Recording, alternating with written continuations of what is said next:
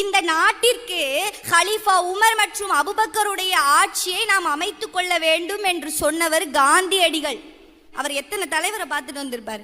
தன்னுடைய வாழ்க்கையில் எவ்வளவு ஒரு அருமையான தலைவர்களையும் புதுவிதமான விஷயங்களையும் அனுபவங்களையும் கற்றறிந்தவர்.